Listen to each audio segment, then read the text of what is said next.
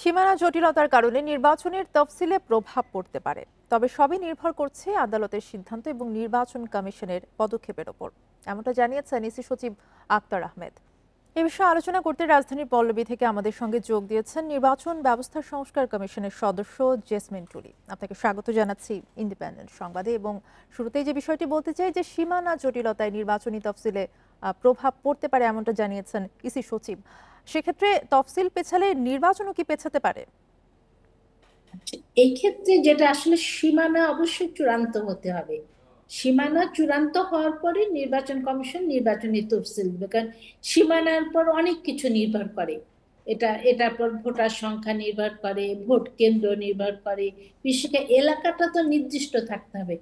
যেহেতু এটা কোর্টে গেছিল এবং কোর্টে নির্বাচন কমিশনের আদেশটাকে রাখেনি, তো এই ক্ষেত্রে কমিশন যেটা করতে পারে, দ্রুত আপিলের জন্য আবেদন করতে পারে এবং বিষয়টাকে দ্রুত যেন নিষ্পত্তি হয় সেইভাবে কোর্টের নজরে এনে বিষয়টাকে ফয়সলা করা উচিত। কারণ এই সীমানা জটিলতা যদি ঝুলে যায় তাহলে কিন্তু নির্বাচনটাও ঝুলে যাবে। সীমানাটা অবশ্যই মানে তাড়াতাড়ি, যত তাড়াতাড়ি সম্ভব, কারণ আজকে November mid of the November চলে এসছে।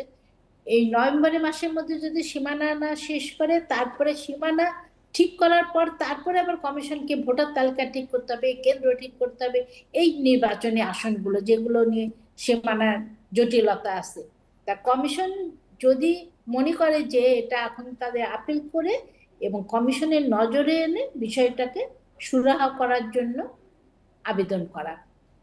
সেক্ষেত্রে আসলে এই সীমানা জটিলতায় কিন্তু একটা সম্ভাবনা রয়েছে নির্বাচন পিছিয়ে যাওয়ার। আরেকটা বিষয় যদি জানতে চাই যে সীমানা জটিলতা তৈরির দায়ের ক্ষেত্রে কি বলবেন, নির্বাচন কমিশনের দায় নাকি রাজনীতিবিদদের?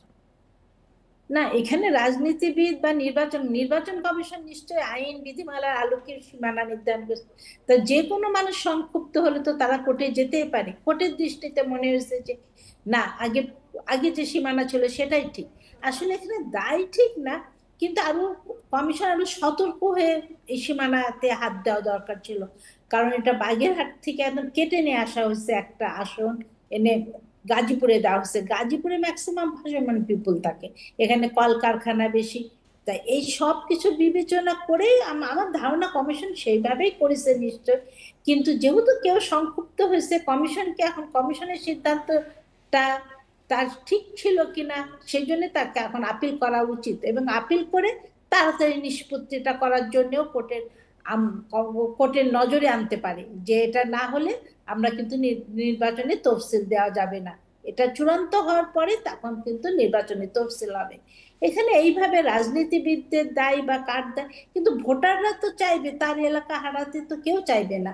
বাগেরহাটের যে আসনটা কেটে নিয়ে আসা হয়েছে, তারা তো কোনো অবস্থাতেই চাইবে না যে তাদের একটা আসন কমে যায়। এটা তো ভোটারদের রাইট, কারণ দীর্ঘদিন তাদের এলাকা বেশি, ভোটার বেশি, তারা কোনো অবস্থাতে এটা যাবে না।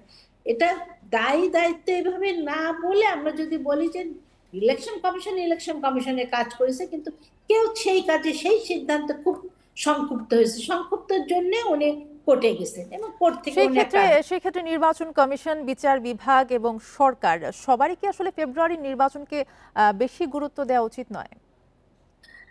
আমার তো মনে হয় আসলে ফেব্রুয়ারিতে যে নির্বাচনের যে সময়টা ঠিক করা হয়েছে, যে হয়তো ফার্স্ট উইক বা সেকেন্ড উইকের দিকে, এবং এই সময়ের মধ্যে নির্বাচনটা করতে সরকারও একদম বদ্ধপরিকর। তাদের প্রত্যেক উপদেষ্টা এই একই কথা বলেছে যে আমরা নির্ধারিত সময় নির্বাচন করব।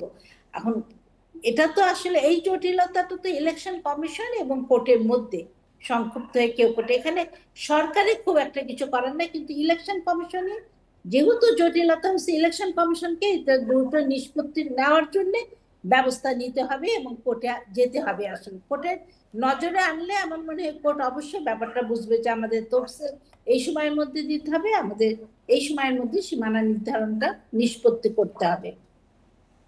জি, জেসমিন টুলি, আপনাকে অসংখ্য ধন্যবাদ আমাদের সাথে যোগ দেওয়ার জন্য।